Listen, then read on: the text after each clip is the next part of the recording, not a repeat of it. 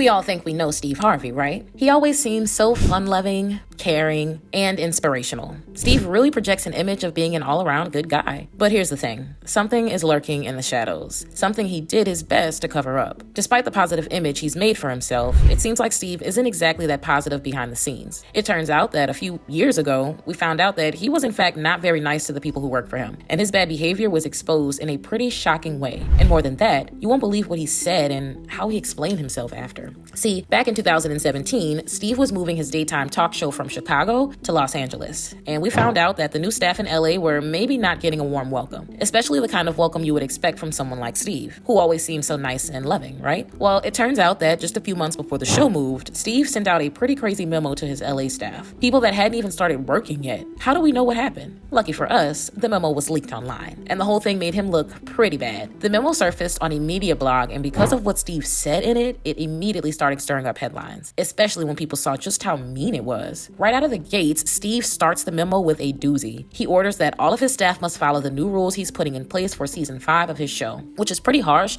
considering he's never even met these people before. But then he goes even further, and he immediately says that under no circumstances whatsoever will there be any meetings in his dressing room ever. And even more strict is that no one is ever allowed to stop by or even pop in his dressing room. In fact, he goes on to say that the only time anyone can come into his dressing room is if he personally invites them. But was that enough rules for Steve? Nope, not even close. He goes on to put in place an even stricter order that anyone who even tries to open his dressing room door will be immediately kicked off the set by his security team. But because of what he says next, most people wouldn't even make it that far, because Steve also says that the security team would even stop anyone who was just standing at his door. Steve said he was tired of being ambushed by staff, whatever that means, and that if any staff wanted to talk to him, they would need to schedule an appointment. Clearly, Steve isn't the man of the people he pretends to be, but then things take an even more interesting turn. For the last 4 seasons of the show, Steve said his policy of interacting with people had been way too relaxed, and that he was tired of people taking advantage of him. But that, once and for all, he was finally to put a stop to all of the behavior. So,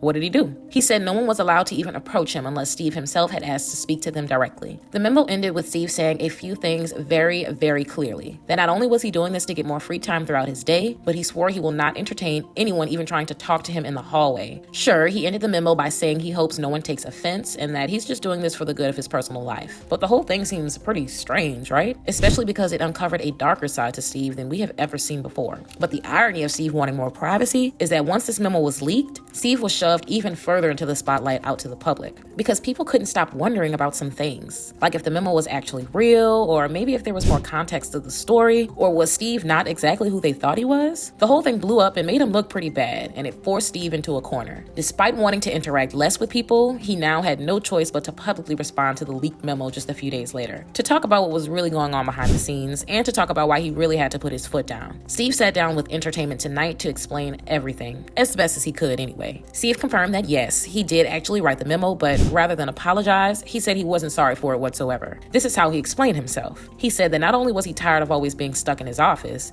he apparently could never walk from the stage to his dressing room without all kinds of people trying to talk to him. Everywhere he turned, someone was trying to talk to him or get his attention, and this was having some seriously bad side effects. Not only was he miserable on set, but he constantly felt like he had to run and hide so that no one could find him. Steve said he always had an open door policy where people could just walk in and talk to him, and even said that he met some amazing people on his staff through that way, but that things had changed and not for the better. In fact, he felt some people were taking advantage of his open door policy, and that, more than anything else, nobody had any respect for his time anymore. He gave a few examples of this kind of behavior. Staff members would bring their friends to meet him, and they would just ambush him when he was just walking down the hallway, or that he couldn't even get through a single show without having to sign a bunch of autographs, or have a bunch of conversations with people that he didn't even know, and that even when it was something more private, like having lunch or getting his makeup done, people wouldn't care and just approach him anyway. Despite the fact that Steve wouldn't apologize for the memo, he did admit that he probably could have handled it better. But he kind of felt like he didn't know what else to do and finally had enough. He was so fed up with feeling trapped all the time that he had to put his foot down. So although he didn't go about it in the nicest way, when you put it in that context, it definitely makes a lot more sense why he reacted that way. Steve also said that the memo wasn't actually that bad and that in reality, the entire staff took it well, but that it was actually the media that was trying to make him look like a bad guy and blew the memo out of proportion. Whether you choose to believe that or not, the explanation does make sense, but we may still have to take his explanation with a grain of salt for a few reasons. First, no one really knows what it's like to work for him except for his employees. And then there's also the question of who leaked the memo to begin with. One insider source told Variety magazine the memo was sent to his Chicago staff before the move, and other sources said that a former staff member may have leaked the memo because they weren't asked to work on his new LA show. Of course, all of this is just speculation, but it's clear that there was something more going on behind the scenes and that there's probably a lot more that we don't know about. But whether it was true or not, it seems like Steve's explanation was enough to quiet the press. But maybe that's exactly what he wanted to happen, so that he could go on pretending to be the nice, fun-loving, and caring guy we all love. So, what do you guys think about all this?